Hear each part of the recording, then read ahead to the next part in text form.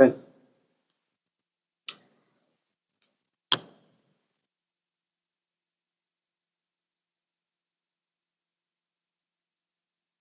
So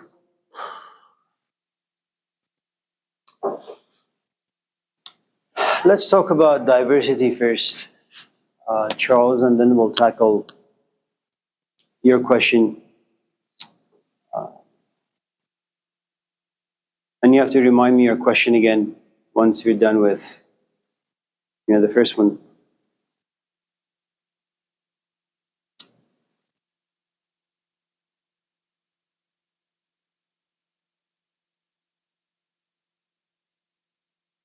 I want to tell you a story first, Charles, about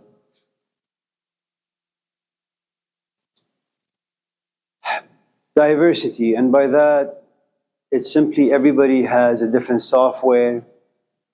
That software creates its own unique filtration system.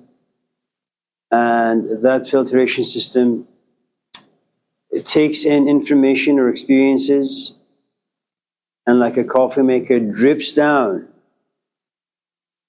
its own way of interpreting an experience. That's what it is, really. You have the diversity that comes with the naturalness of life. Some people are introverts, some people are extroverts. Introverts have a tendency of feeling life and sometimes feeling as if life has nothing to offer them. They go through a great many number of mood swings on a daily basis. They have this longing, this yearning that is very unique to them. They're usually confused, most often depressed, melancholic. Extroverts, on the other hand, are thinkers. They can establish a relatively good and healthy relationship with the external world. So that's one diversity. The other is talent. Some people are talented, some people are not. Some people come out to be Muhammad Ali, Mike Tyson, Tiger Woods, Manny Pacquiao, Floyd Mayweather. And some people try, but they're really not good at much of anything. And then there is the social conditioning.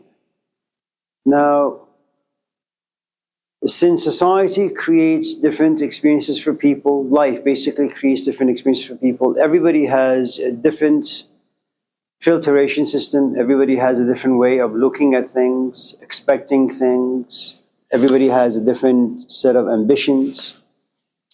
And so naturally they're going to give their children their own biases and prejudices. There is also the fact that for some strange reason, and I don't know how this works, some people become ready for the world of ideas at the age of 12, and some people become ready for the world of ideas, like Plato, Socrates, the Gospels, the Dhammapada. They become interested in those things at the age of like 90. I don't know why. I don't know, for example, why in the prodigal son story, if you remember the story, one son has no desire to leave the father. One son has this intense desire to leave the father. Why? It's just life creates different people. Life creates different people who have different desires. Some people are extremely ambitious and talented. Some people are ambitious, but they have no talent. Some people just have no ambitions and no talents. Right? So when you ask me what is the difference, for example, between Laney students and, say, Sierra College students, there are a couple of factors that you need to be aware of. First, when I was working at Sierra, I was 30. When you're 30 years old, you can run really, really fast. At my age, I'm 60. I can hardly walk. Okay. My knees, my back, my shoulders, the way I inhale and exhale at this stage in my life, very, very different.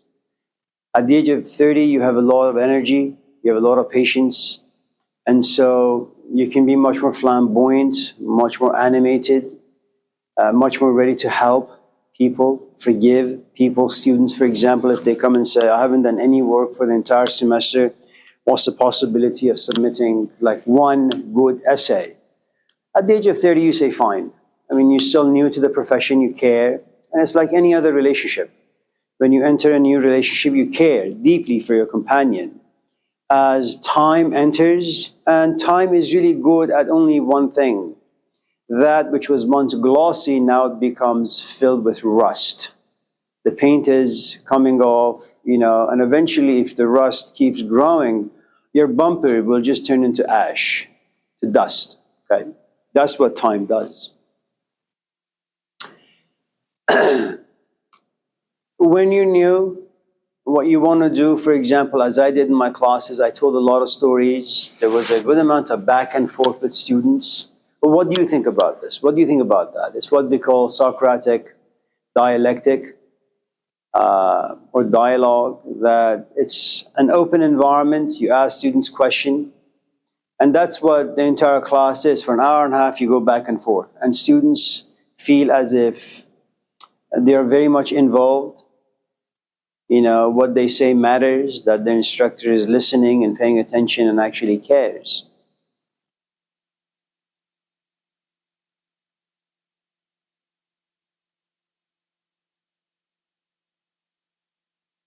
At my age and my experience, the only diversity I'm really looking for is I don't care if you're an introvert or an extrovert.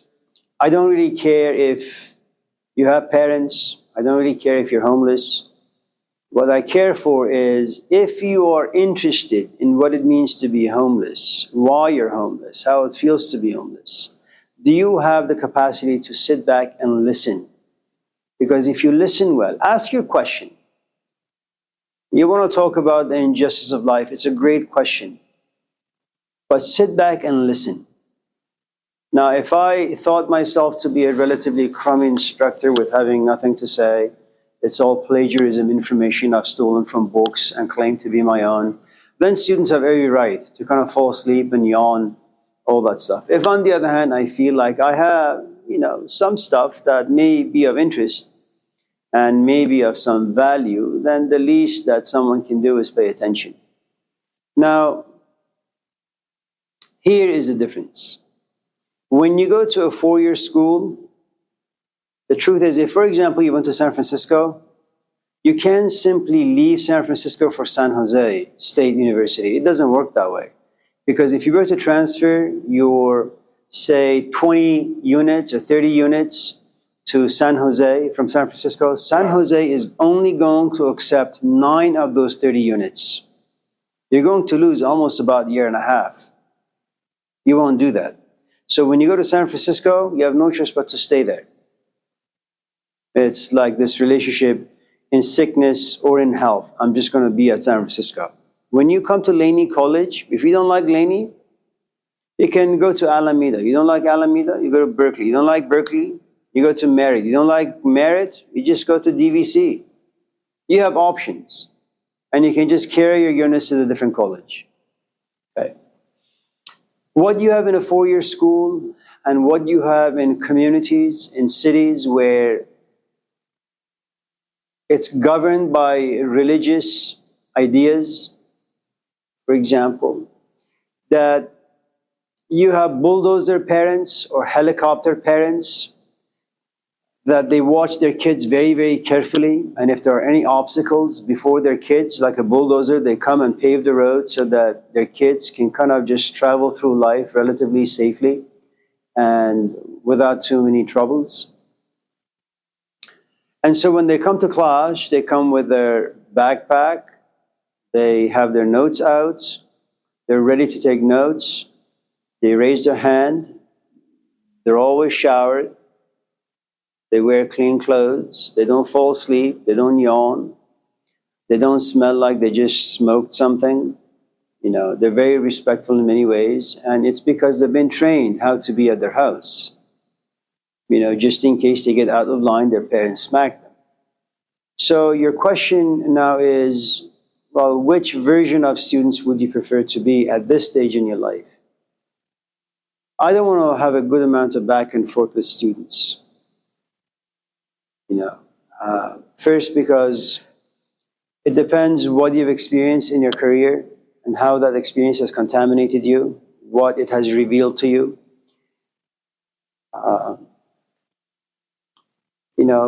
My definition of teaching may be very different than somebody else's.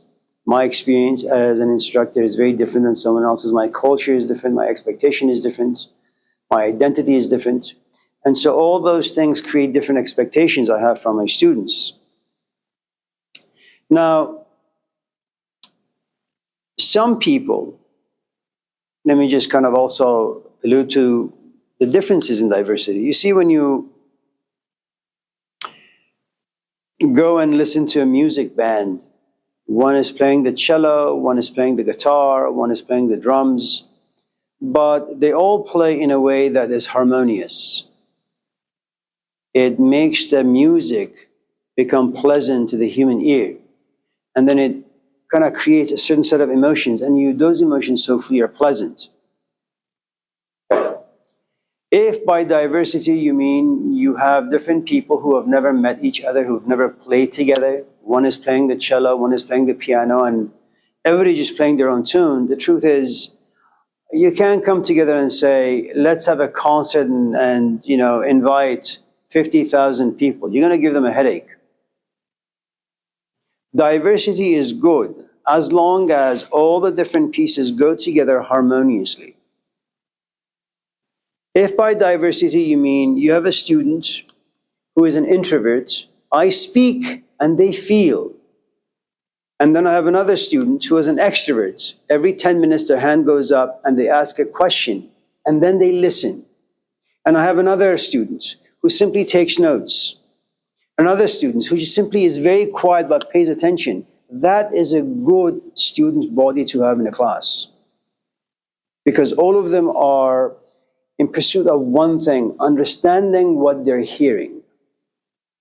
Now, it's expressed differently, it's taken in differently, okay?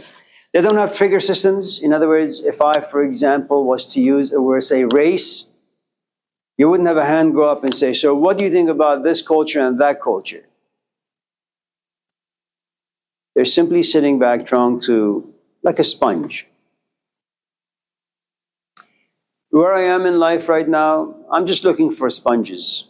I don't want to have a dialogue. If you want to have a dialogue, you should just listen to the things that your instructors say. If they no longer really want to have a chit-chat with you in the classroom, just go outside and sit back and have a dialogue with yourself. He said A, B, C, D. Is he right? Just sit back and just think about things. But that's too much responsibility and care, I understand. So, what you really want me to do, not you per se, just in general. These days, students demand that instructors talk, at the same time they're funny, at the same time they're entertaining, at the same time when they ask questions, they're going to answer the questions in a way that they can understand. Third, or fourth or fifth, that the instructor is never offensive, never asks them difficult questions because that would be an invasion of their private space.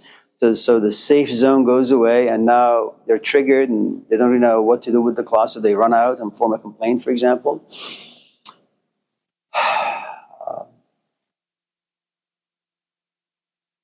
So yeah, these days I think students just want their instructors to be like a Costco.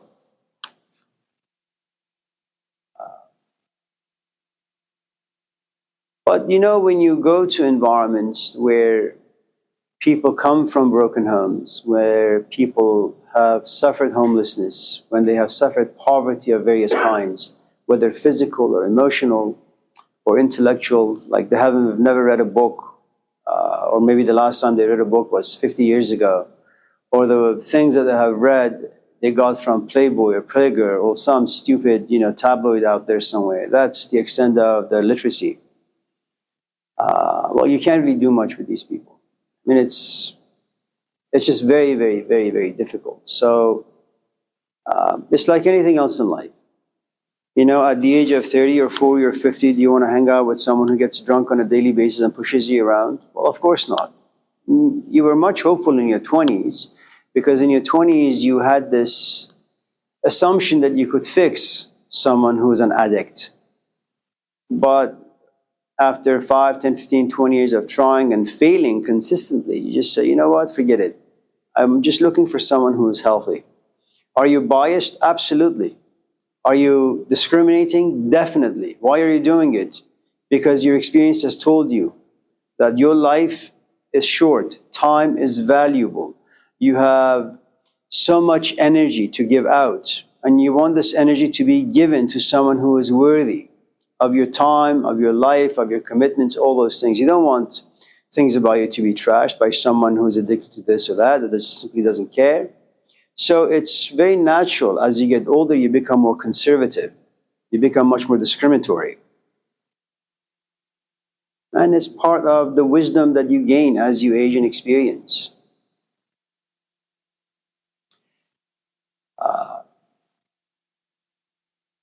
If you teach at a school where everybody has come from a very religious background, then your classes need to be within the context of religious stories. That's their language. If you walk into a classroom where 80% of your students have addiction problems, well, your teaching style has to be within the context of things that are addictive. You can talk about religion, but it has to be within the context of addiction. You smoke weed every day, 5, 6, pounds of marijuana. Well, Jesus smoked God. But that's how they understand religion. And that's how you got to approach it. If you are having a classroom where people are addicted to video games, well, everything needs to be, within the context of games. That's how they understand things. And so it's important to kind of get to know the city, how the city impacts the students, what software students come in the classroom with, and then, write the stuff that the software can actually recognize and understand, what we call, decode. Because if you speak a different language, then you're like a virus. Students won't get it. They'll just fall asleep.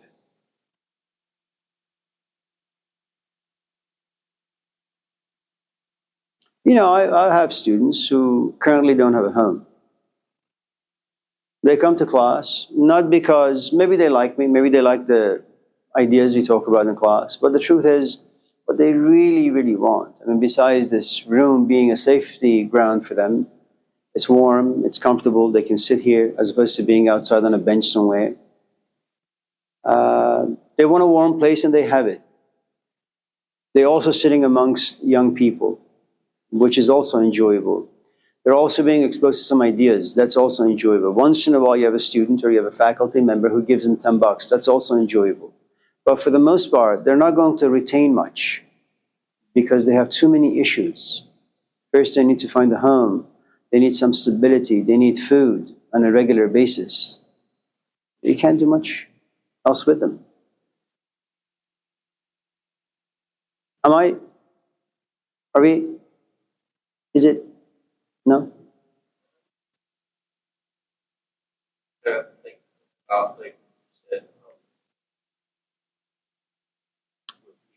About how people can't live off bread alone, how you have to say you can't live off bread alone, you have to have bread to live. It's true.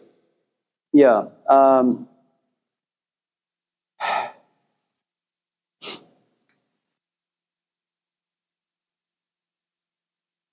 Imagine if I was to give you $10 without having any prior knowledge of you. And let's just say whatever money you get from anybody, you go and smoke it away. What I really want to do when you ask me for $10, I want to make sure that you go to Ike's and you buy yourself a nice turkey sandwich and you sit in the sun very quietly, you get some chips from Safeway next door, some drink, and you just sit and eat it. And just have a pleasant lunch or dinner or breakfast for an hour and a half or so. And then you can just lay on the bench, close your eyes, and have a nice, restful sleep.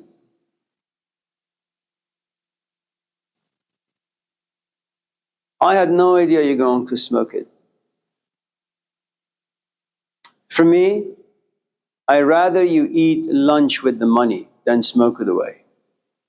So how do I protect what I'm going to give you? I have to get to know you. I have to make sure that once I give you $10 and you leave the room, or you and I part ways, that you know how to spend this money well.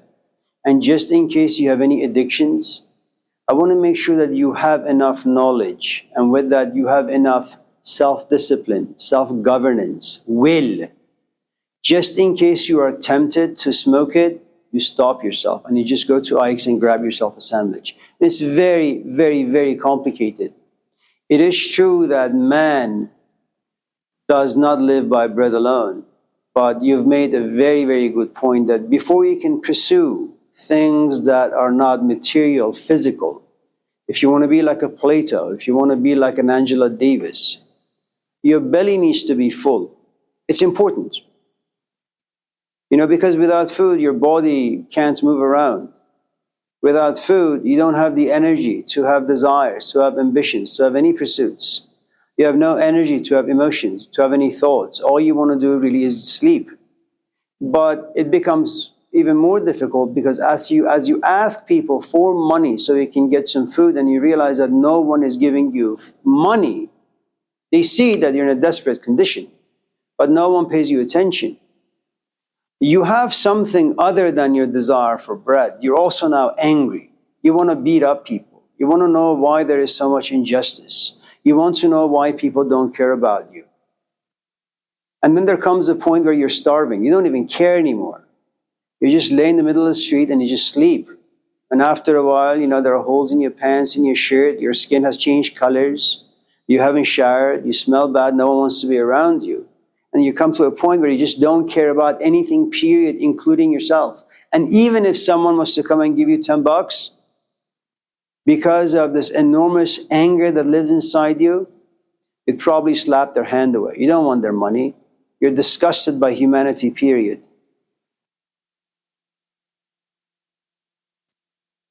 Now that you have food, the problem with having food is that you need someone to come and tell you at what place or at position in life you should exercise contentment. When is enough enough? Consider Jay Leno. Consider all these people who have millions or billions of dollars, and they fancy themselves by having classic cars worth over a few $1 billion. It's an addiction. You come on TV, you tell a few jokes, and some network pays you about $25 million a year. Fine. The difficult task now is that once you have someone in a position of privilege, how do you educate them? When is enough enough? What is the function of a car? It's to drive you from point A to point B. All right, so you got 4 people in your family. It's you, your wife, and 2 kids. Okay, so get 4 cars. Okay. Now, you want to give an extra one to each person in the family, so you have 8 cars. Just in case one breaks, you have, 1 extra for each. Now that you know what it means to be content, now that you're educated in knowing what enough is or when enough is, now you have 20 million left. What the hell are you going to do with this money? Cristiano Ronaldo just signed a contract to play in Saudi Arabia. $207 million a year. They just run around with a soccer ball. $207 million. Good for him. He works hard. He has charisma. He's a great soccer player. Okay.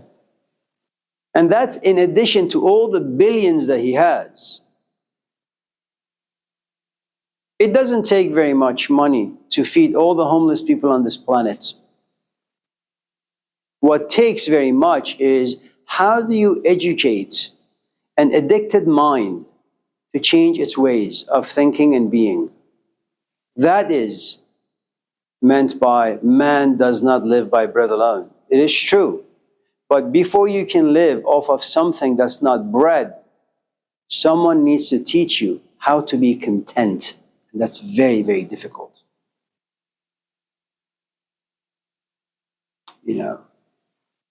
It's great that you like to read the dialogues of Plato, that every time someone asks you a question, you spit out some phrase that Plato said.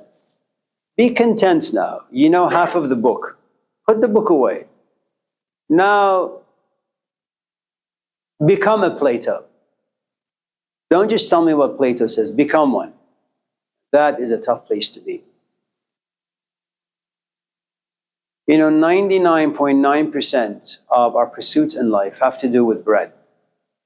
Emotional bread, intellectual bread, physical bread, psychological bread. It's very difficult to get anyone to a place where they begin to have spiritual pursuits, like the Buddha. And I'm not saying that it's important, because those who understand the importance of food for the belly, I think it would be wrong for them to go on a spiritual pursuit. I think they need to fight the social and political environments so that they could feed all the homeless people. We need those people. If someone has suffered a trauma in their life, you need good therapists, not spiritually, just therapists who understand what it means to have a person in your office who has never had a father or a mother, or who's been violated in some shape or form. These people are necessary for society.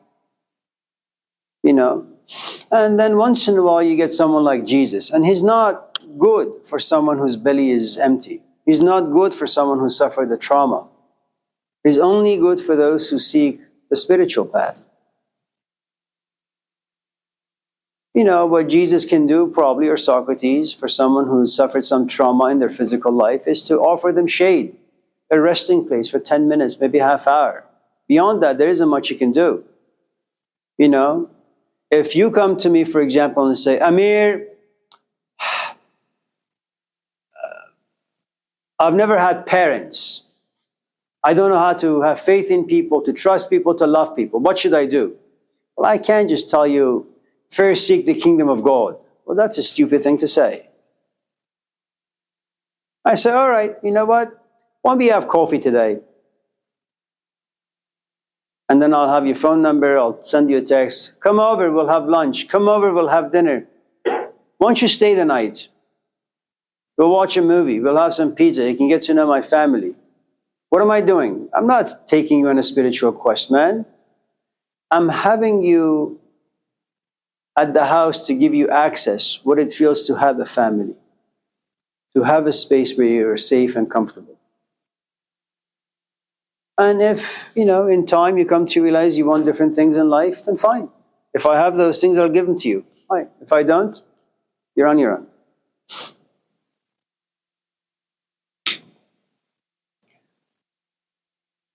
Are we good?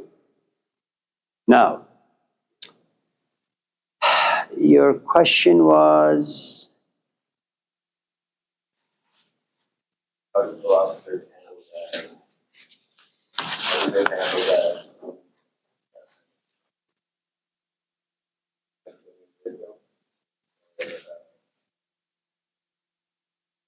Kind of like how you said, the gift of Socrates.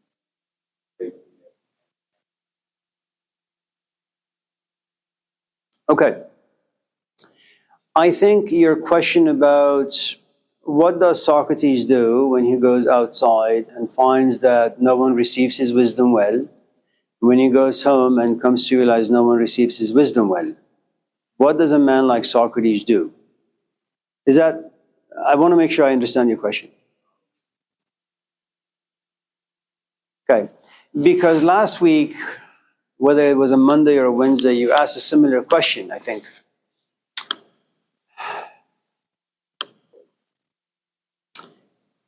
I think the difficulty with your question is that, forgive me for saying this, can I just say it? I don't think you fully understand your own question, so let me unpack it. Is that okay?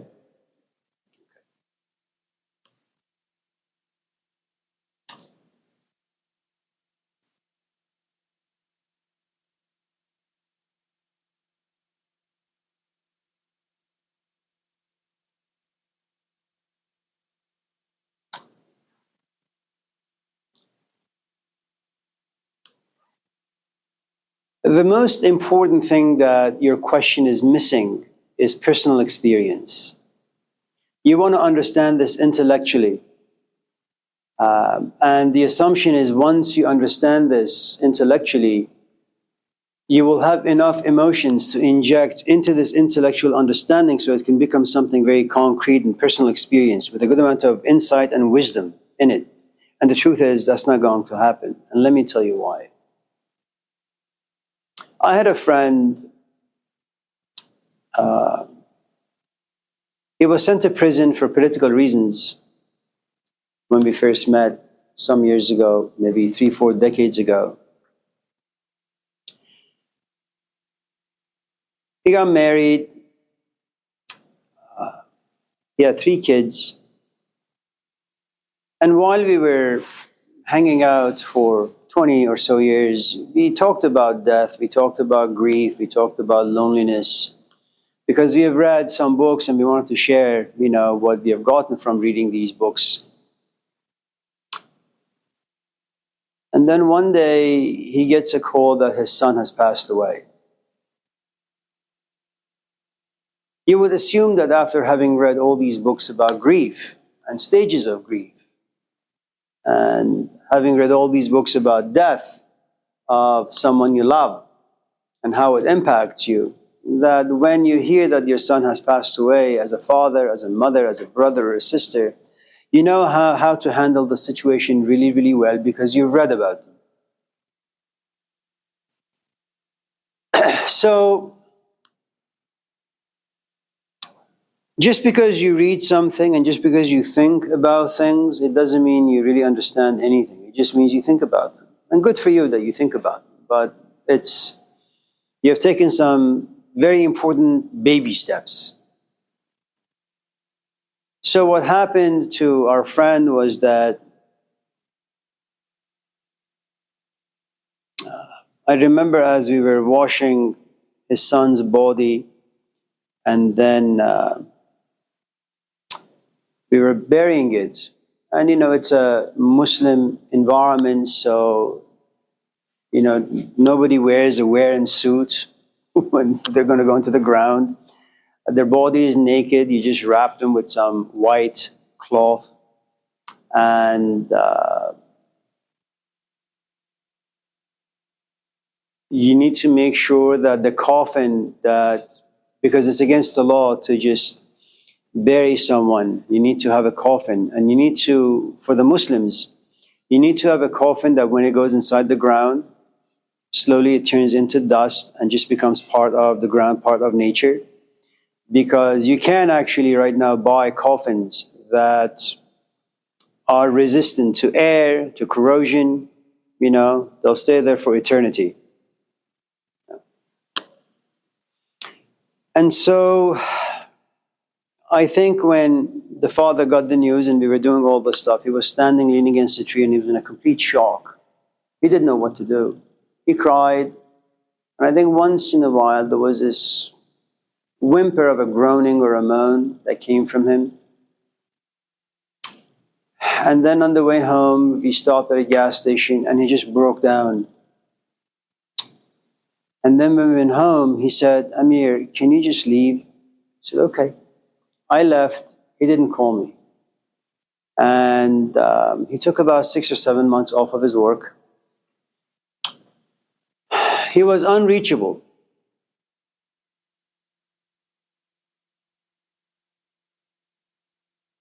And then everything about him had changed when I ran into him after almost a year. He was much more quiet. He was much more cynical, less optimistic. In fact, I think he had lost the ability to just get any pleasure in life. The grief was far too deep. And it's like every fiber in his body had just soaked up this grief. He just smelled like sorrow all the time that you saw him.